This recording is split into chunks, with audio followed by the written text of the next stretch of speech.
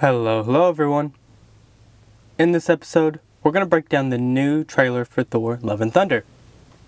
Jumping right in. Kids, get your popcorn now. Let me tell you the story of the space Viking, Thor Odinson. He was no ordinary man. He was a god. The trailer starts out with Korg telling the story of Thor, with some of the story even going into what we see on screen. This is interesting because it could mean the whole film is just a retelling of the events by Korg, or it's simply just a little into the film while Thor is busy doing other things.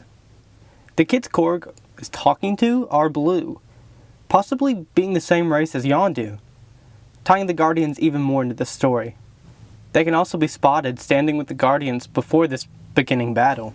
After saving planet Earth for the 500th time, Thor set off on a new journey. Well, he got in shape. He went from dad bod to god bod. It seems like we could be revisiting Sakaar after the Guardians leave, considering the amount of random parts and trash that we can see behind Thor and Korg. This shot in particular does lead me to believe that we might see the introduction of Beta Ray Bill within this film, considering some of the strange trailer shots that leave a little empty space near other characters. If you remember back in Ragnarok, he was also teased as one of the previous champions, so we already know Taika Waititi is acknowledging the character. Furthermore, in the comics, when Thor goes up against Gorr, the God Butcher, like in this film, he's aided by a past and future version of himself. I'm wondering if this film will try to do the same thing, but instead with the roster of Jane Foster and Beta Ray Bill. There's more shots from Thor's workout montage to get back in shape after the events of Avengers Infinity War and Endgame. Immediately, I thought back to the scene of Henry Cavill's Superman, and I went on to post it on the TikTok, which led to people commenting saying Mr. Incredible actually started it all, and there were others even suggesting Captain Jack Sparrow. And after all that, he reclaimed his title as the one and only Thor. Oh, spoke too soon. Jane?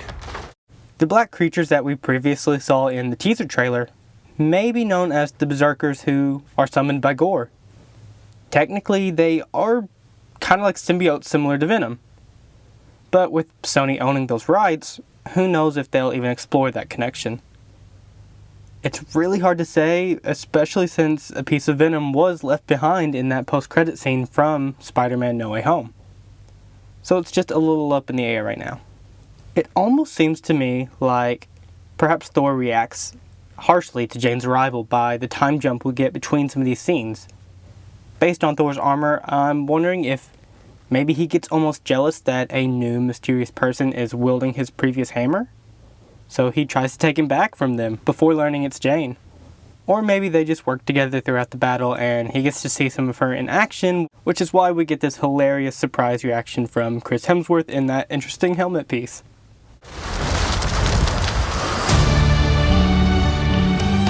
The old ex-girlfriend. What's it been like? 3-4 years? 8 years, 7 months, and 6 days, give or take.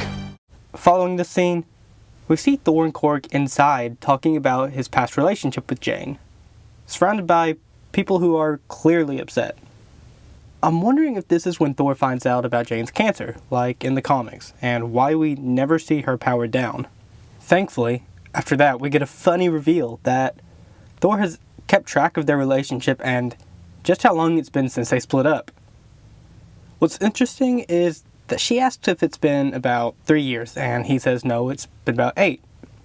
Which does beg the question on whether or not Jane was actually blipped for those 5 years, and that's why they have such different answers. Back in Endgame, it seemed like she was blipped, but they also said Wong was blipped, and it's just, things can be retconned, changed, you never know. But as of right now, it does seem like they're sticking with her being blipped. Well, you're right. The only ones who gods care about is themselves. We get our first look at Gorr in this trailer, covered in scars with black oozing from his mouth.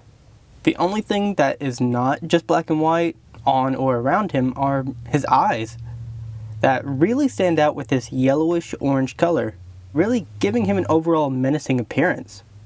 In this shot, there seems to be some black tentacle-like things surrounding him, which again may or may not be symbiotic type organisms. All gods will die.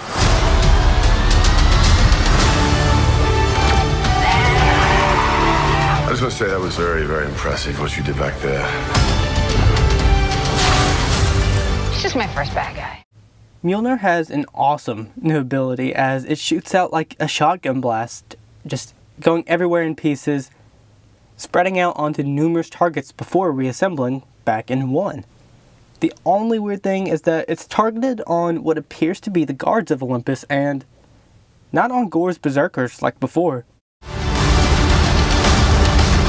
You are not like the other gods of kill. Because I have something worth fighting for.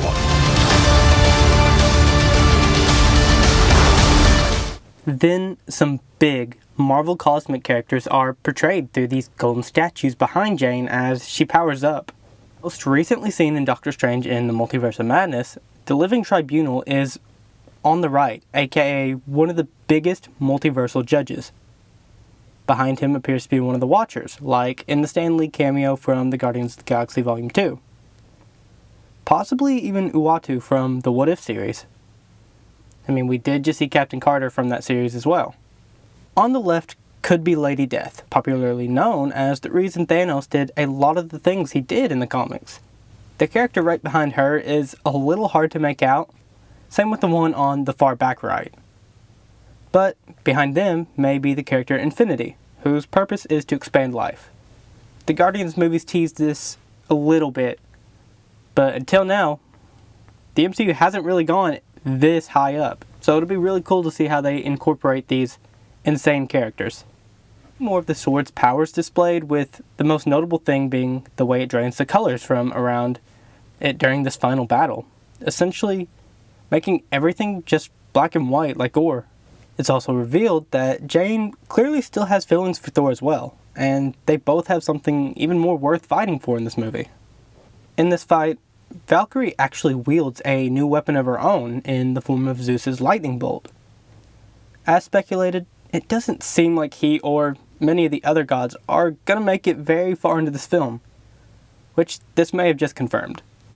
Let's see who you are. I take off your disguise. And flick! Oh, you flicked too hard, damn it!